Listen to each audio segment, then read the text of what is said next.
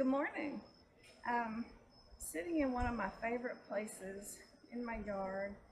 And one of the reasons this is my favorite spot is because I can look over and I can see my chicken house. I can look out over most of my garden um, up to a certain point. And then there's a lot that way that I can't see because the house blocks it. But I can see a good portion of my yard from here, and I can sit here and kind of get my marching orders for the day ready. And take it a little slow this morning because yesterday around 5 we started cleaning out the chicken coop, getting the whole area ready to put the new chickens in. And to do that, you have to really clean. I always keep them separated first because they're very young when you first get them, and you have to keep them under the heat light and you have to let them grow. But when we put them out with the girls, we have a little cage that we put in there, a little house. It's not just a cage, it's a little house that we put out there that way they can be with the chickens, but the chickens can't actually get to them to hurt them, and that way they can get used to each other before they're let loose, because they'll be in that little house now for a couple months in there with the chickens.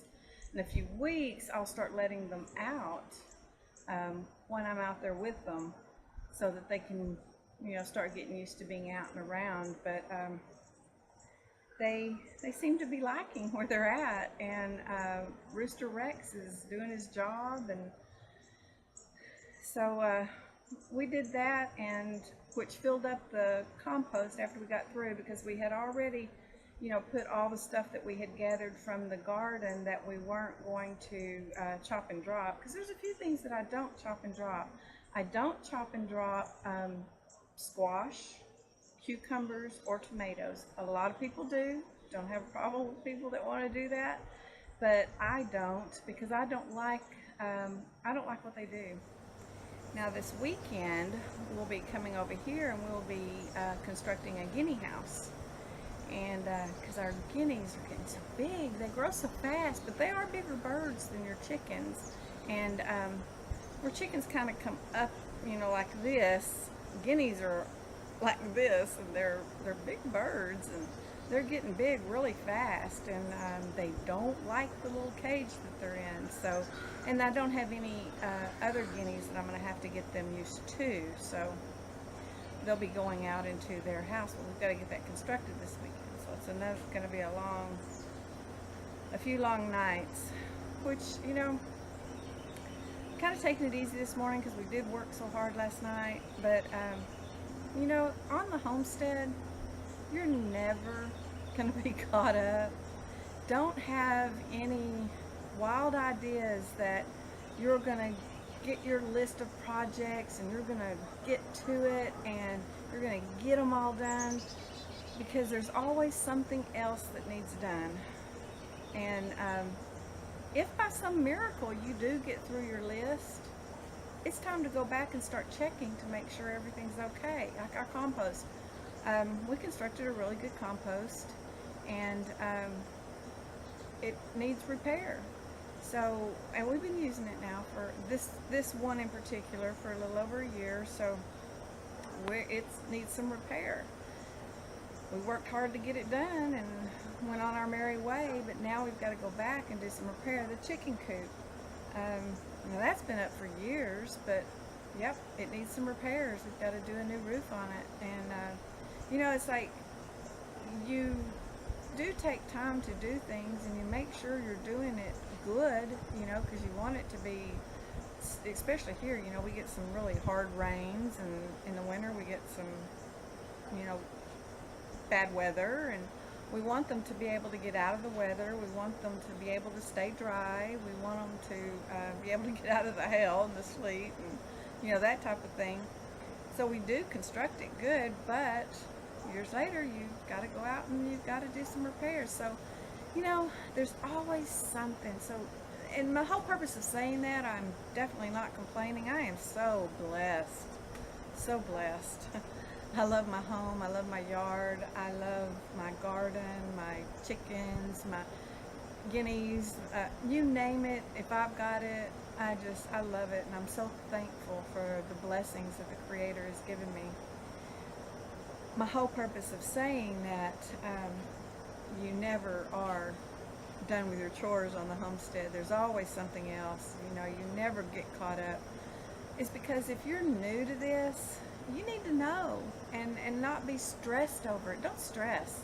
You do what you can do. You get out there. You do what you can do. You're always working and going, and everything will be okay. Yeah, you've got things that need to be done, and yeah, you feel like you're never caught up, and there's always something that needs done. But that's just life on a homestead. It's just life in a home, actually, but especially on a homestead. If you've got animals, you've got garden areas, if you've got things that you're working, you're never going to be caught up, and it's okay. I'm giving you permission to not be caught up and to realize that that's just the way of it, and every homesteader's that way. You go to any homestead you want and you ask them, are you ever caught up on everything? And they're going to tell you no. There's always a project that they're working on or need to work on or go back and repair, always. So understand that. Let's go out and look at the chickens, and let me show you the little house that we have them in. And I'm actually going to take you back to the compost area. We haven't done the repair work on it, but I want you to see just how easy it is to put up a compost area. Ours is made with just pallets, and it's a real easy thing to do. Hey girls, I got a treat for you.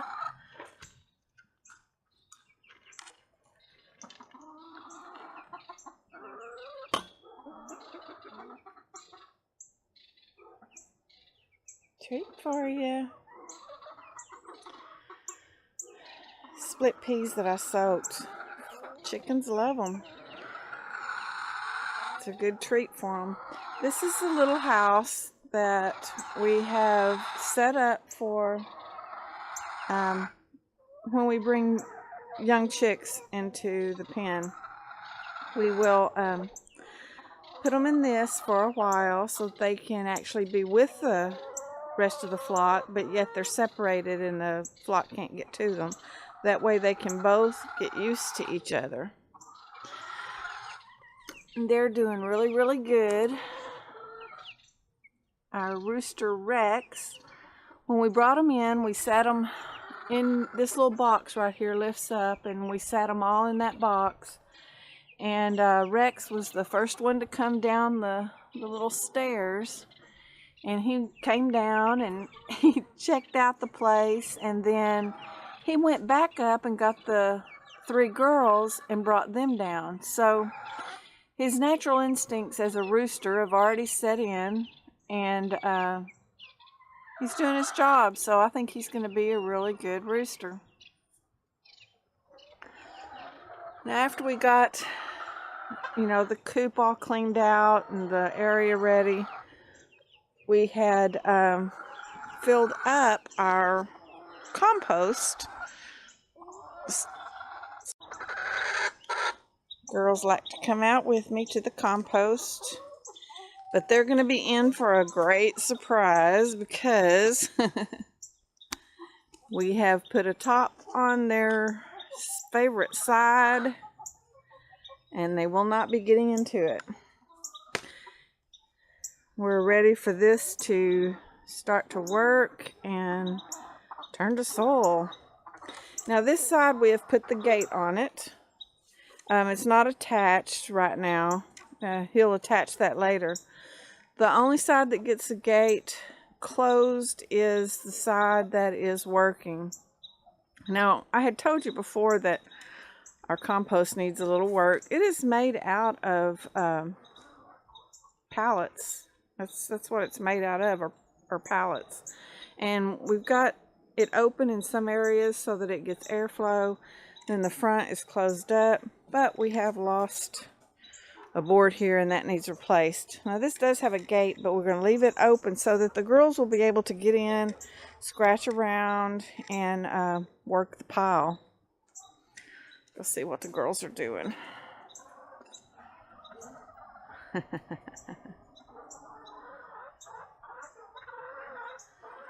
They're out working, looking for the bugs.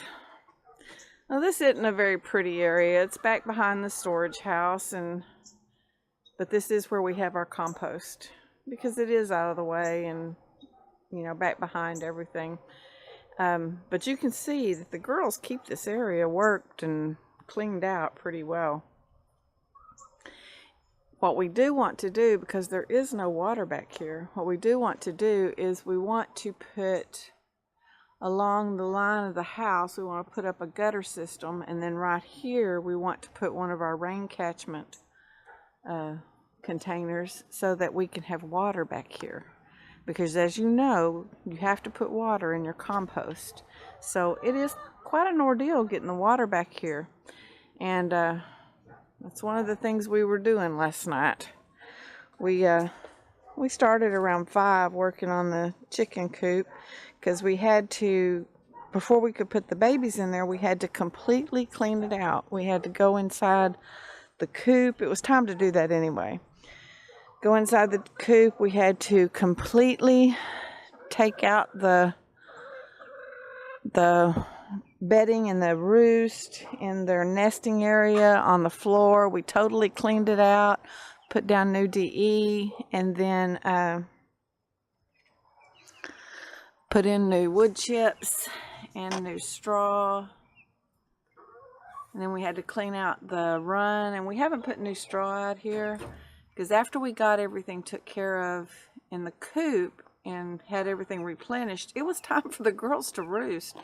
We picked them up one by one and, you know, did some mite checking and make sure the girls are all okay, because we do have, you know, a beginning chicken owner would like to think that you can bring a new chicken to the flock and they're going to be best of friends, and the older chickens are going to welcome them in with open feathers, take them to the treats and show them the ropes, but that's not the case. The reality is we have an established group of chickens, and there is what they call the pecking order. And the pecking order, the strongest one is, you know, the boldest, outgrowing, the one who calls all the shots, and then you have the lowest on the totem pole, which is usually your gentlest, most docile bird. And they have their pecking order, and when we bring in other chickens, that's challenged, and the new chickens have to find their place within the flock. And to do so, there's going to be some pecking, some squabbling, some chest bumping, some griping, maybe even a little fighting. But they're establishing the new pecking order. And we're bringing a rooster into the mix, which is going to want to be the most dominant. So it should be very interesting. You're going to have a few birds that are going to challenge the new ones in. So there's no way getting around it. You just have to keep a close watch on them and realize that there is that hierarchy, and they will work it out. Sometimes it can get pretty bad. I've been very fortunate that, yeah, they do work for the pecking order, and usually one of the new birds kind of wins out in the end. But which this time I'm sure it'll be the rooster. But you just have to let them do what they're going to do, because that's their nature and that is the way chickens are. And you just have to keep a watch out and make sure that it doesn't get that bad. But that is why we have the little house that we put in there, and we give them several months to get used to being around each other before we throw them all into the mix. And so far that has really helped. Now when we let them out, they still go through their having to establish themselves in the group, but we haven't had any really bad fights. We haven't had any bad situations. Yeah, there's a little pecking and squabbling and, you know, that type of thing, but we've been very, very fortunate, and I believe the system that we've used is what has made it so easy, because I have heard of other people that have had, I mean, they've even had some that have died, you know, while they're trying to establish that pecking order, they've even had chickens that have died through that. So thank God we haven't had that issue, and hopefully we never will. Hopefully our system we have set up, it's worked in the past. I mean, we've added chickens in many times, and we've been lucky so far, and I'm sure we will this time too. If you haven't subscribed already, please do. Share the videos, give us a thumbs up, and hope to see you again soon. Thank you for joining me. Bye-bye.